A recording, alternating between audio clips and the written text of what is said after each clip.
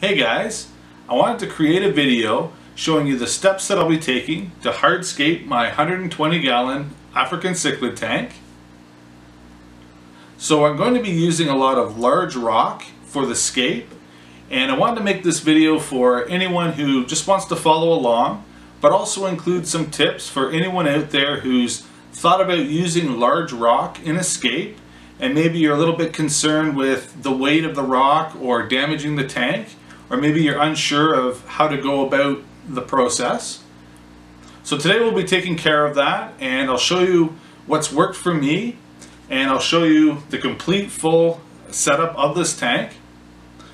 So a hardscape in a tank is a very important thing for me.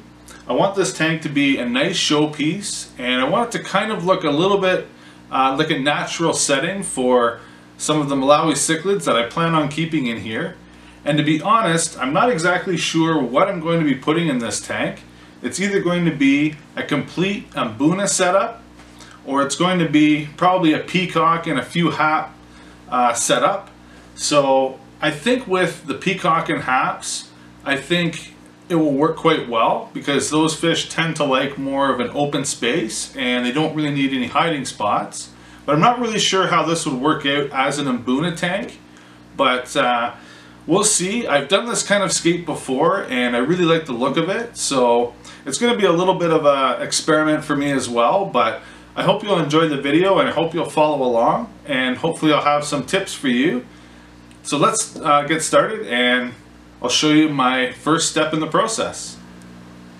So the first thing I recommend when you want to use large rock to scape your tank is to go out and get a piece of this light diffuser or egg crate material. And this does a great job at dispersing the weight of the rock. It also gives you a little bit of protection for the bottom of the glass, just in case you have an accident. And this stuff you can find at Home Depot. Here in Canada, it retailed for somewhere between $15 and $18. I don't quite remember. But very easy to work with. Just cut it a little bit smaller than the inside dimensions of your tank and just slip it right in. So I'll go ahead and install it in the tank, and we're going to prep some sand, and we'll start adding some sand over top.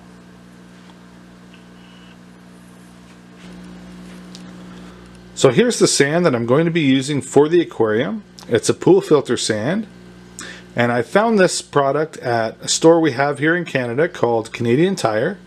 So some of you will probably be familiar with it. But this is a nice light colored sand, and it has a pretty decent sized grain. So I think it's going to look great in the tank. So I'm just going to finish rinsing the sand out, and we'll start laying it in the bottom. So I wanted to talk about the rock that I'm going to be using for the 120. And I also wanted to show you a couple other types of rock that I've used in previous tanks. So the first type of rock is a granite, and it's called Blue Elite. I picked this up for super cheap at my local landscaping store. And here's a look at what it looked like in a previous tank.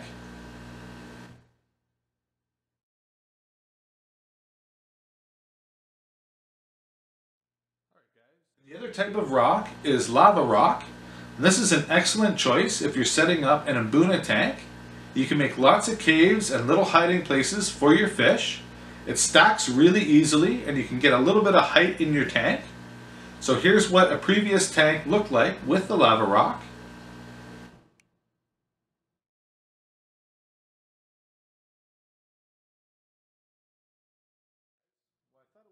This type of rock is called caramel cream marble.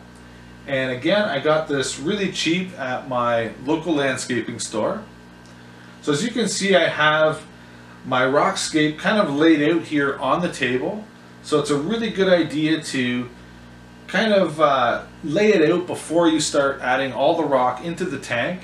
It really makes it a lot easier to kind of have an idea what you want to do before you start loading all the rock and you have to shuffle everything around in the tank.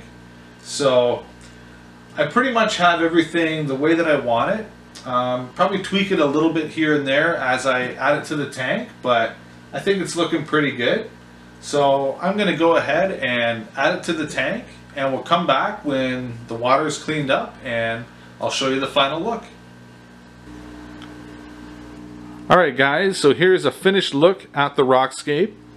It's been about a week and I let the water clear up. I also decided to add a few fish. I added 16 young red empress to this tank. I had them kind of hanging out in another tank and just thought I'd throw them in here for now, give them some space to grow out. So they're having fun exploring. But I'm really pleased with how the scape turned out. It went together very easily. And just by removing a couple of the smaller rocks, I can easily get in there and scoop out any fish if I have to remove them from the tank. But one thing I might want to do for the future, especially if I decide to keep Mbuna in here, is to add a few more rocks. I definitely have the space and I'm not worried about the weight. But that would just allow them to have a few more hiding spots in the tank. But for right now, I'm very pleased with how it looks. It's just a simple design. It looks pretty natural and the fish seem to really like it so far. So that's going to be it. I hope you guys got something from this video. And let me know what you think of the final look. So thanks a lot for watching, guys. And don't forget, this tank is going to change quite a bit over the next few months. So I hope you'll keep updated and keep an eye out for some new videos coming out. So thanks for watching and we'll see you again really soon.